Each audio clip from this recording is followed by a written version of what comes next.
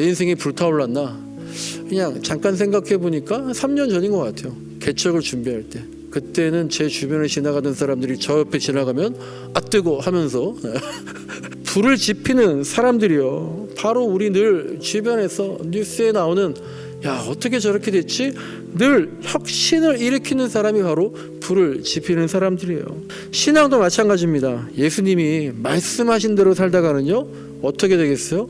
오늘 말씀에 있는 것처럼 가정에 불화가 올 수밖에 없는 거예요. 신앙에 불을 지피면 그렇게 될 수 있다라는 거예요.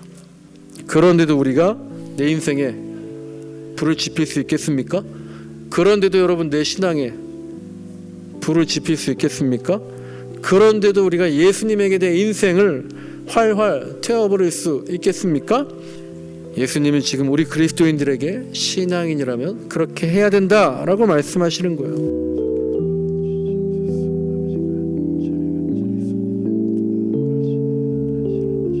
네, 오늘 설교 제목은 분간이라는 것이고요. 우리 지난주에 제가 이제 말씀 전하면서요. 지난주에 레위기 25장을 봤잖아요. 거기에 뭐가 있었습니까? 우리가 봤던 거 혹시 기억나시나요? 크게 두 가지 말씀 나눴는데 희년과 안식년 같이 살펴봤잖아요. 근데 이제 안식년과 희년이라는 것이 이스라엘 백성들도 거의 지키지 못했다라는 그런 말씀을 드렸죠. 그만큼 현실적으로 7년마다 안식하는 것, 50년마다 모든 것 돌려주는 것, 돌아가는 것 쉽지 않더라라는 그런 거죠. 그러니까 제가 왜 그때 그 말씀을 드리면서 그 와중을 사는 것이라 말씀을 드렸냐면 우리도 지금 마찬가지라는 거죠. 성경 말씀 보면은요, 또 교회에서 목사님이나 또 우리 성도분들이 서로 얘기할 때, 야 이게 정말 이대로 해야 되는 거야? 성경 말씀 보면 그런 게 너무 많은 거죠. 우리가 진짜 그렇게 살 수 있어? 라고 하는 게 너무 많은데 우리가 이 세상에서 그리스도인으로 살아갈 때에 그걸 다 지켜내면서 100점짜리 신앙인으로 살 수는 절대 없지만 0점을 맞더라도 빵점을 맞더라도 반드시 뭘 하자 그랬던 거예요. 답안지는 제출하자. 답안지 제출하는 거 포기하지 말자. 아예 모르겠다. 백지 답안지 내지 말자. 그런 말씀을 드렸습니다. 우리가 늘 100점과 0점 그 와중을 살아가는 거죠. 불가능해 보이더라도 늘 고민하고 기도하면서 어떻게든 답안을 제출하면서 그런 신앙생활을 해나가자라는 말씀을 지난주에 드렸었습니다. 오늘은 아까 말씀드린 것처럼 분간, 가늠하다, 분간하다 그런 거죠. 이런 제목으로 말씀을 나누려고 합니다. 오늘 말씀 보면은요, 저도 이 말씀 볼 때마다 특별히 성경 말씀 가운데 그런 게 또 있잖아요. 보고 몰랐는데 도대체 모르겠는데 또 이해했는데 그 다음에 다시 봐도 또 잘 모르겠고 어떤 거였지? 그런 생각이 들 때 하는 그런 말씀들이 있습니다. 그러니까 이 말씀 어떻게 보면 선뜻 이해가 안 가는 그런 부분들도 있는데요. 일단 본문 말씀이 어떤 것인지 한번 살펴보겠습니다.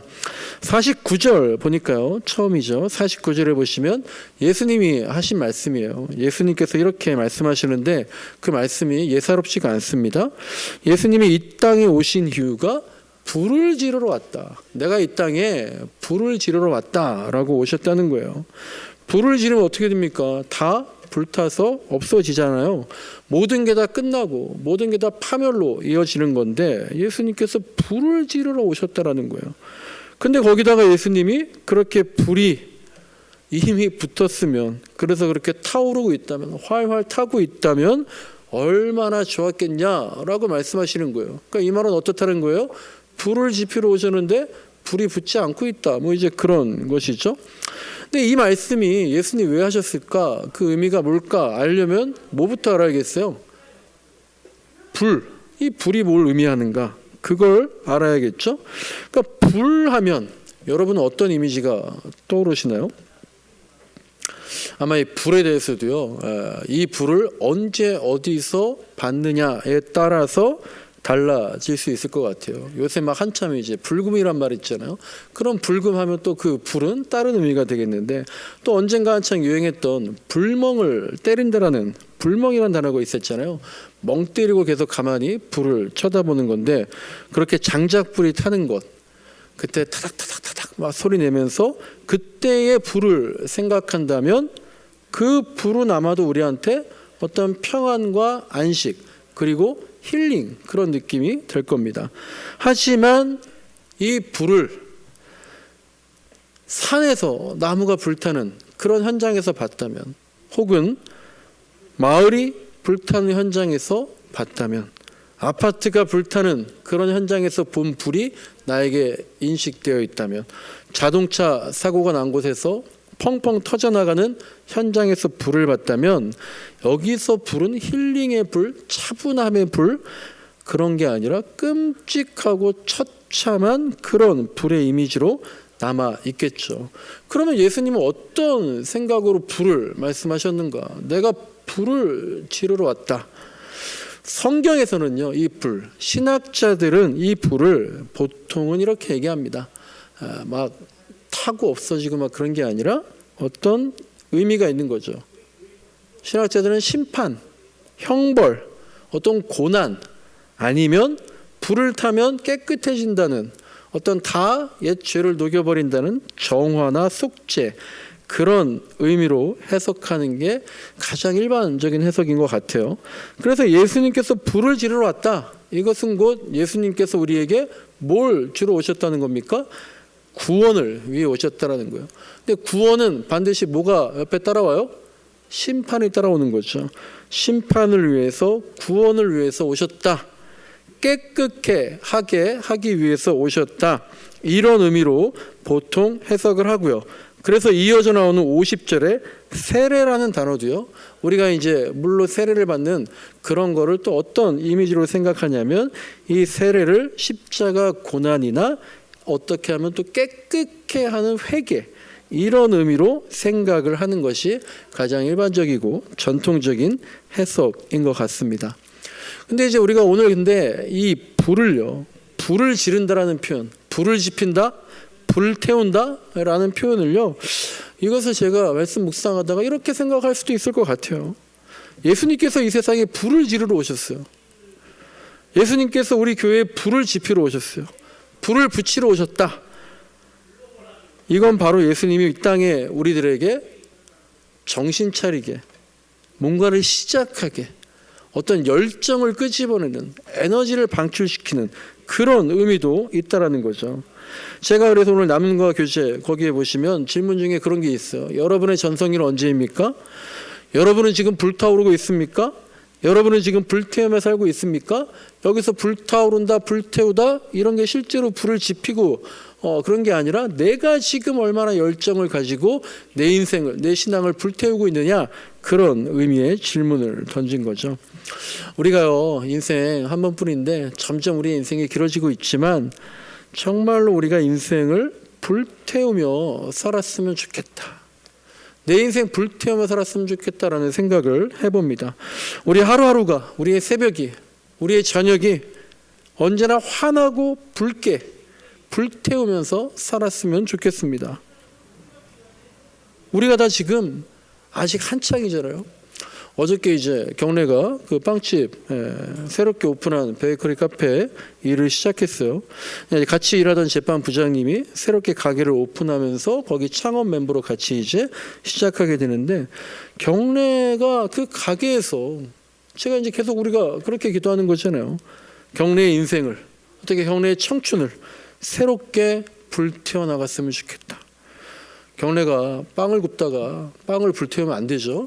근데 경례가 빵을 굽다가 손에 불이 타더라도 커피를 내게다가 커피 맛에도 좀 불이 붙고 손님을 맞이하면서 꿈과 열정에도 내가 앞으로 진짜 창업을 하면 이렇게 하겠다. 이런 인생을 살겠다.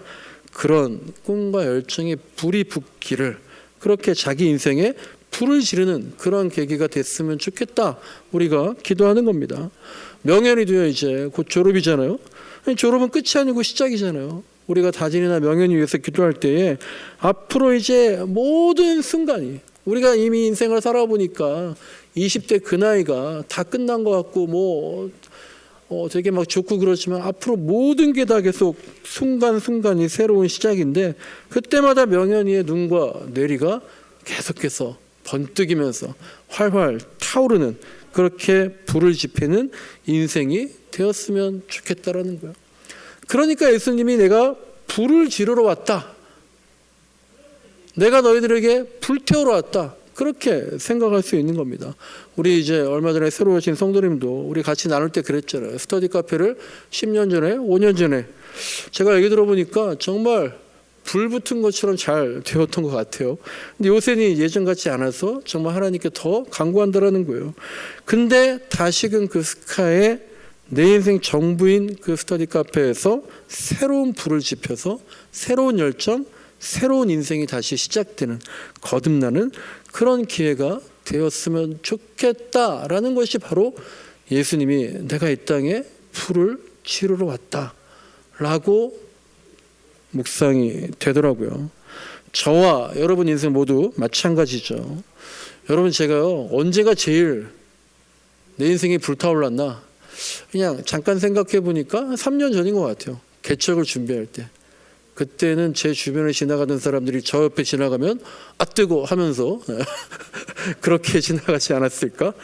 네. 그러니까 아직도 제가 불타올라서 주변의 사람들이 내 옆을 지나갈 때마다 이렇게 뜨거워, 뭐 이렇게 열기가 있어, 그렇게 놀라고 있는지, 아니면 이제 다 꺼져가는 모닥불처럼 불씨만 그저 간신히 남아있는 생활인지. 우리 인생이요, 어쨌든 정말 도전과 혁신, 인생에 불을 지펴야 됩니다. 우리 신앙에도 불을 지펴야 됩니다. 그게 3년 전, 5년 전, 20년 전 이런 게 아니라 바로 지금이어야 되는 거죠. 말씀에도 불을 지피고 기도에도 불을 지피고, 그렇게 불이 붙어 있으면, 그렇게 불이 붙어 있었으면 우리들의 생활에, 그 신앙에, 이 나라에 그렇게 불이 이미 붙어 있었다면 내가 바랄 게 무엇이 더 있었겠냐라고 말씀하신 예수님의 심정이 우리의 심정이 되고, 그래서 우리의 심장이 그냥 계속해서 똑같이 규칙적으로 뛰는 게 아니라 늘 두근두근하면서 오히려 심장이 터질 것 같은 그런 인생을 우리가 날마다 살기를 간절히 소망합니다. 불을 지피는 사람들이요, 바로 우리 늘 주변에서 뉴스에 나오는 야 어떻게 저렇게 됐지? 늘 혁신을 일으키는 사람이 바로 불을 지피는 사람들이에요. 그런데 그런 사람들에게는 또 어떤 일이 있습니까? 또 신기하게도 당연하죠. 고난이 따르고 많은 사람들의 견제가 따르고요, 시기가 따르고요, 또 손해를 볼 수도 있죠. 제가 이제 얼마 전에 어떤 분을 만나는데 막 얘기 하다가 회사에서 이제 진급 시험에 떨어졌다고, 이제 한참 전에 그런 일이 있었는데 나중에 얘기를 하더라고요. 동료들은 나를 다 앞질러 가고 있는데 자기는 이제 몇 년째 제자리라는 거예요. 근데 이제 그렇게 진급 평가한 다음에 뭐 시험은 다 잘 봤지만 평가에서 안 돼서 회사에서 피드백을 주더래요. 잘 들어보니까 왜 진급 평가에서 안 됐나 봤더니 육아휴직, 이분이 남자분인데 육아휴직을 썼기 때문에 안 된 것이 제일 큰 이유라는 거예요. 그 회사가 남자 직원들도요, 육아휴직을 쓸 수 있는 제도가 있었는데, 그렇잖아요. 제도는 있지만 사실상 분위기상 어떤 남자도 쓸 수가 없는 그런 분위기였던 거죠. 그런데 이분이 용감하게 가장 먼저 육아휴직을 썼다는 거예요. 그게 한 6, 7년 전 된 것 같아요. 그때 분위기가 어떻겠어요? 직장 동료들이 다 눈치 주고 뭐라 그러고 너 어떡하려고 염려하기도 하고, 뭐 이제 그런 거 어느 정도 예상은 했지만 그게 이렇게 시간이 지난 다음까지도 진급에 마이너스 역할을 할 수 있는지 몰랐던 거죠. 그런데 불과 한 6, 7년, 7, 8년 지난 다음에 지금은 그때하고 다르게 훨씬 옛날보다는 눈치 보지 않고 육아휴직 쓰고, 그렇다고 해서 진급에 눈에 보이지 않는 불이익을 당하는 일도 거의 없다라는 거예요. 인생을 불태우면서 남들보다 앞서 나가게 되면은요, 당연히 시기와 견제 그리고 분열이 따르게 됩니다. 그런 거는요, 아주 거대하고 대단한 그런 담론이 아니라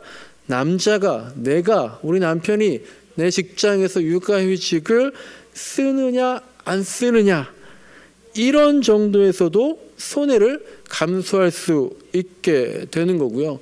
제가 목사지만 교회에서 어떻게 그럴 수 있느냐라고 생각들도 할 수 있지만 요즘은 모르겠어요. 그래도 한 5년, 10년, 15년 전에는 부목사들이 대학원에 가서 월요일 날 학교에 가서 공부하는 거, 자기 개발을 위해서, 앞으로의 목회를 위해서 부목사로 하면서 대학원 다니면서 공부하는 걸 또 못하게 하는 교회들도 있었어요. 왜냐하면 부목사가 공부하다 보면 목회에 이 교회에 약간 소홀하게 될 것 같으니까. 그러니까 뭐 더대하고 대단한 담론이 아니에요. 이런 것들에서도 내가 손해를 감수할 수도 있다라는 거죠. 그것이 내 인생의 평화가 아닌 분열로, 화평이 아닌 칼로 그렇게 박혀버리는 순간도 있다라는 겁니다. 신앙도 마찬가지입니다. 예수님이 말씀하신 대로 살다가는요 어떻게 되겠어요? 오늘 말씀에 있는 것처럼 가정에 불화가 올 수밖에 없는 거예요. 예수님이 나를 따르라 라고 해가지고요 베드로와 제자들이 뭘 버렸어요? 가정을 버렸습니다. 직장을 버렸습니다. 그렇게 예수님을 따라 나섰습니다. 오늘날에 그렇게 했다가는 부모님이 들어놓고 배우자가 당장 이혼하자 그러겠죠. 적당히 해야죠. 적당히. 신앙생활도 적당히 해야지. 저도 옛날에 중고등학교 때 어머니한테 맨날 들었던 말이, 어머니 권사님이시지만 그리고 제가 나중에 목회한다 그랬을 때 지금까지 가장 큰 기도의 지지자이시지만 제일 많이 들은 것이 다루나 적당히 좀 해라. 너 고3인데 무슨 수련회를 간다 그러니, 고3인데 지금 뭘 그렇게 주일날마다 교회에서 오래 있다 오니. 그렇게 적당히 해야지 주변이 평화로운 겁니다. 하지만 예수님은 어떤 거예요? 그런 적당한 평화가 아니라 분명한 분열을 주러 오셨고요. 예수님이냐 가정이냐 그 선택의 기로에서 온 가족이 서로 맞서고 서로 갈라질 것이다라고 오늘 본문에서 말씀하고 계신 거예요. 어떻게 하면요? 신앙에 불을 지피면 그렇게 될 수 있다라는 거예요. 그런데도 우리가 내 인생에 불을 지필 수 있겠습니까? 그런데도 여러분 내 신앙에 불을 지필 수 있겠습니까? 그런데도 우리가 예수님에게 내 인생을 활활 태워버릴 수 있겠습니까? 예수님은 지금 우리 그리스도인들에게 신앙인이라면 그렇게 해야 된다라고 말씀하시는 거예요. 그리고 그렇게 하려면 분간할 수 있어야 돼요. 어디에서 그렇게 불을 붙일 것이고 언제 그렇게 불을 붙일 것이고 어떻게 내 인생을 주님께 불태워야 하는지 그것을 분간할 수 있어야겠습니다. 예수님께서 말씀하셨죠. 54절부터 57절 보시면요, 구름이 몰려오면 비가 오겠다라고 말하고, 사막에 있는 남쪽에서 바람이 불어오면 더운 바람이 올 거라고 말하고, 너희가 그렇게 날씨는 분간할 줄 알면서 왜 지금 이때는, 왜 지금 이 시대는, 왜 지금 나에게 필요한 거, 왜 지금 이 시대에 믿음 갖고 산다라는 것은 그게 뭘 의미하는지, 무엇이 옳은지 그것은 왜 분간하지 못하느냐, 이렇게 말씀하고 계신 겁니다. 내 인생에, 우리 인생에, 자녀들의 인생에 불을 지피는 것도, 언제 어디서 어떻게 그렇게 내 인생을 불태우려는 것도 정말 고심하고 또 고심하고 또 고민하면서 왜 하나님의 뜻, 옳은 것, 진리, 정의와 공의 그것에 대해서는 고심하지 않느냐라는 겁니다. 근데 우리가 또 정말 미래가 어떻게 될지, 당장 내일 무슨 일이 일어날지 분간할 수 없을 정도로 빠르고 복잡한 시대에 살고 있죠. 그러니까 같이 어떤 눈에 보이지 않는 진리, 옳고 그른 것, 이건 정말 매 순간마다 어제와 오늘, 1년과 5년 전 다른 것 같아요. 너무 빠릅니다. 전 세계에 이제 AI 열풍이 막 일고 있잖아요. 저희 아내가 피아노 쳐보지도 않았는데 요새 작곡을 하고 있더라고요. AI로 하루에 10곡씩 작곡을 하고 있어요. 되게 좋아요. 그래서 AI 때문에 많은 일들이 새롭게 생기고 하루가 멀다 하고 뉴스가 나오는데요. 제가 며칠 전에 이런 뉴스를 들었어요. 영국에서 세계 최초로 AI 미인대회가 열린대요. 그리고 심사위원 중에도 AI 심사위원이 있다는 거예요. 제가 이 뉴스를 듣고 무슨 생각이 들었냐면요. 이제 AI가 하나의 기준, 표준이 되는구나, 이런 생각이 들었어요. 왜냐하면 제가 이 뉴스 듣기 바로 며칠 전, 한 10여일 전에 어떤 뉴스를 들었냐면요. 어떤 가요계에서 작곡 경연대회 같은 이제 가요 작곡에서 이렇게 심사하는 그런 게 있었는데, 거기에서 1등으로 수상한 곡이 또 AI가 만든 작곡한 음악이라는 거예요. 그러니까 그 곡을 결정한 심사위원들이 나중에 그걸 알고요, 굉장히 허탈해 했다라는 거예요. 정말 고심고심하면서 선정을 했는데, 그래서 정말 이 노래 좋다라고 생각해서 결정했는데 작곡가가 없어요. 작곡가가 사람이 아니에요. 인공지능이에요. 그래서 이 심사위원들은 대부분 다 평생 음악에, 가요에, 작곡에 매진해 왔던 사람들이니까, 앞으로 그러면 우리 작곡가들이, 우리 후배들이 설 기반이 없어진다. 이 인공지능 작곡을 어떻게 막아야 하나, 그런 식으로 생각을 했다는데요. 그러니까 AI를 부정하고 제한하고 구별하고 어떤 페널티를 주고 그런 식으로 생각을 하는 건데, 이제는 아예 그래? 그렇게 구별하겠다고? 그래, 그럼 그냥 우리는 대상을 AI로만 한정 지을게. AI한테 페널티를 준다고 그렇게 구별 짓고 싶어? 그래? 그럼 우리가 구별해 줄게. 그러면서 AI로만 만들어낸 미인 대회를 열어낸다라는 거예요. 표준이 바뀌어 가고 있다는 겁니다. 또 얼마 전에는요, 알코올이 없는데 취하는 술이 나왔대요. 잘 생각해 보세요. 이게 뭔가? 술은요, 당연히 알코올로 만들고 먹으면 취하잖아요. 그래서 어떤 술이 나왔어요? 취하지 않는 무알콜 술이 나왔잖아요. 근데 이제는 또 아예 알코올을 넣지 않아서 알코올이 없으면서도 취기는 느끼고 실제로 취하게 하는 술이 나왔다는 겁니다. 그러니까 이건 또요, 이걸 먹고 운전하면은요, 취한 채로 운전하는 건데 음주운전 단속을 하면 걸리지가 않아요. 왜냐하면 음주 단속을 했더니 혈중에 알코올이 없기 때문에 그래요. 취했는데. 또 우리 지난주 중에는 이런 일이 있더라고요. 국가권익위원회가 있잖아요. 거기에서 설문조사를 시작했는데, 어떤 설문조사를 했냐면요, 현금 1억 원을 주면 애를 낳겠습니까? 낳겠습니까? 이 질문에 대한 찬성과 반대 여론을 조사하기 시작했대요.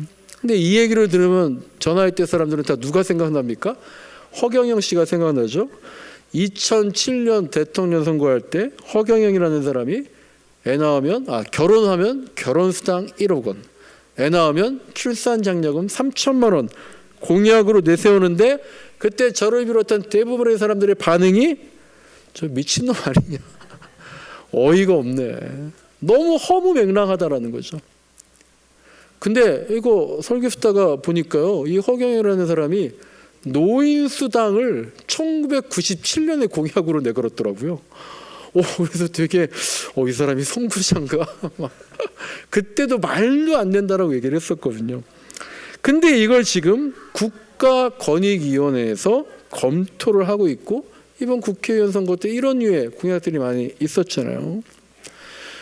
앞으로도 계속해서요, 우리가 생각하지 못한 것들, 우리가 어이없다라고 했던 것들, 우리가 말도 안 된다고 했던 것들 다시 튀어나와서요, 새로운 표준으로 자리 잡는 일들이 많아질 거란 얘기입니다. 그리고 그 주기가, 그 기간이 점점 빨라지는데, 우리는 지금 무려 2000년 전에 예수님께서 제시하신 표준 57절에 나와 있는 너희는 왜 옳은 일을 분간하지 않냐. 근데 그 옳은 일이라는 것이 당시에는 어떤 거였고, 우리가 지금까지 살아온 시대에는 옳은 일이 뭐였고, 그리고 지금은 뭐고, 앞으로는 무엇일까? 이렇게 정신없는 와중에 우리가 그것들을 가늠하고 제대로 분간할 수 있을까? 그래서 우리가 엉뚱한 것들에다가 불을 지피지 않고 정말 주님이 말씀하신 그 옳은 일에 불을 지피는 그런 그리스도인으로 살아간다는 게 가능한가? 그런데 예수님은요, 이렇게 진리가 무엇인지, 옳은 것이 무엇인지를 어떻게 알 수 있겠어요, 예수님? 라고 물어보는 사람들한테 뭐라고 말씀하셨습니까? 56절을 한번 보시면요, 그런 사람들을 위선자들아 라고 말씀하고 있는 거예요. 우리가 그걸 어떻게 알 수 있겠어요? 옳은 일이 뭔지 모르겠습니다 라고 하는 사람들한테 위선자들아. 위선자들은 어떤 사람들입니까? 알면서도 모른 척하는, 알면서도 아닌 척하는 사람들, 알면서도 나서지 않는 사람들, 알면서도 그럴 리 없다라고 하는 사람들.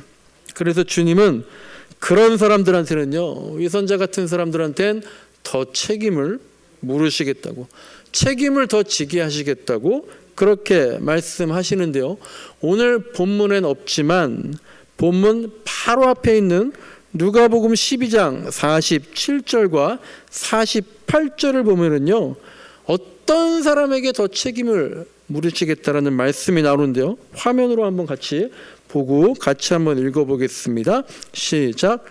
주인의 뜻을 알고도 준비하지도 않고 그 뜻대로 행하지도 않는 종은 많이 맞을 것이다.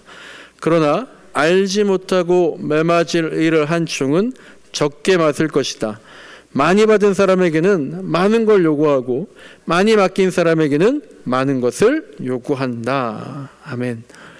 주님이 말씀하신 옳은 뜻, 그걸 분간하기가 너무 어렵죠. 그래서 우리가 잘 모르겠다고, 가늠조차 가지 않는다고, 분간할 수 없다고 그렇게 말을 하지만, 사실 우리가 알면서도 위선적으로 있을 때도 있었는데 그걸 점점 줄여나가는 게 그리스도인의 인생이라는 거예요. 그렇지 않으면 알면서도 안 해서 더 많이 맞는다, 모르고 안 해도 맞는다라는 거예요. 그걸 줄여나가야 되는데 그렇지 못하면 어떻게 된다는 겁니까? 끝내 재판에 넘겨진다는 거예요. 오늘 본문의 58절과 59절은요, 사실 왜 이 문단에서 왜 이런 글이 나오나 맥락이 없어 보입니다. 이 58절, 59절 말씀이 우리가 세상에서 화해하며 살란 얘기구나, 착하게 살란 얘기구나, 이런 걸 말씀하시는 것 같은데, 그런데 그렇게 말씀을 생각하면 앞에 있는 부분하고 전혀 연결이 안 되는 거예요. 이 말씀은요, 사람들과의 관계에서 다투다가 법정 다툼까지 가지 말고 그 전에 화해해라, 그 전에 화평하게 살아라, 그런 의미가 아니라 지금 여기 나오는 관원에게 간다, 이 표현은요, 마지막 심판이에요. 우리가 죽고 나서 구원이냐 심판이냐 그 자리에 간다는 겁니다. 그런데 거기에 가면, 죽으면 다 끝난 거잖아요. 돌이킬 수 없는 거잖아요. 그러니까 죽기 전에, 심판대에 서기 전에, 판결이 나기 전에, 그 전에 화해하라는 것은요, 앞서 54절부터 56절 나온 말씀처럼 분간하라는 거예요. 위선적으로 살지 말라는 거예요. 살아있을 때에 돌이킬 수 있어야, 그때가 마지막 기회니까 죽기 전에 옳은 뜻을 분간하고, 그래서 알게 되었으면 모른다고 위선적으로 살지 말고 안 만큼, 받은 만큼, 하나님이 주신 책임만큼, 그게 어렵더라도 그 책임을 다할 수 있도록 노력하며 살아라, 이런 말씀인 거죠. 말씀을 정리합니다. 신약 성경을 보면은요, 특히 사복음서를 보면은요, 사람들이 예수님한테 많은 질문을 하죠. 진리가 뭡니까?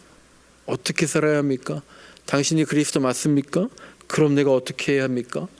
심지어는 오늘 본문 12장 앞부분에 보면은요, 주님, 내 형한테 강권해서 나에게도 아버지 유산을 나눠 달라고, 그러려면 어떻게 해야 됩니까? 라는 것도 예수님한테 물어봅니다.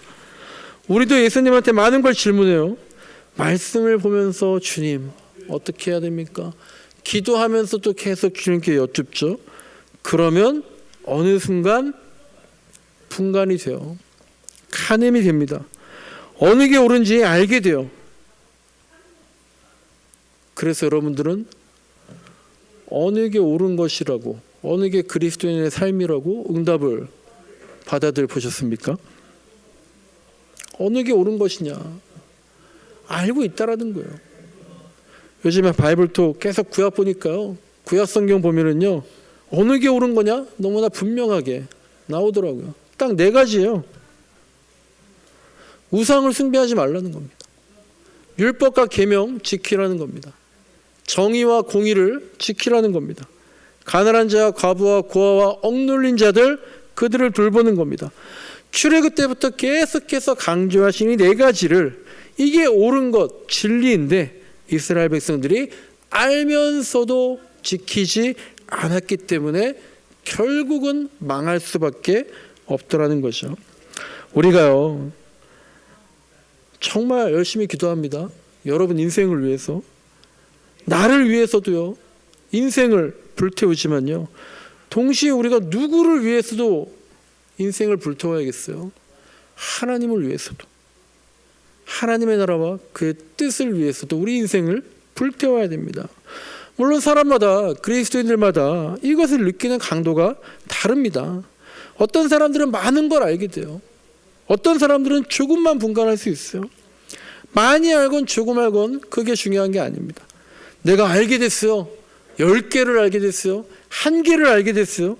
그게 중요한 게 아니라 알게 된 것을, 이게 바로 옳은 일, 이게 주님 말씀하시는 옳은 일이구나, 그렇게 분간하게 된 것을 재판관 형무소에게 넘겨져서 감옥에 쳐넣어져서 판결이 끝나면서 그때에 가기 전에 행하면서 살아가는 것, 그것을 100점짜리로 행하건 빵점짜리로 행하건 그게 중요한 게 아니라 어떻게든 답변을 제출하면서 그 와중을 살아가는 게 바로 주님과 함께 이 시대를, 내 인생을 분간하고 동행하며 하는 방법인 겁니다. 그 길이 목마를 수 있고요, 피곤할 수 있고요, 손해를 볼 수 있죠. 그러니까 내 힘이 아니라 은혜로밖에 할 수 없는 거예요.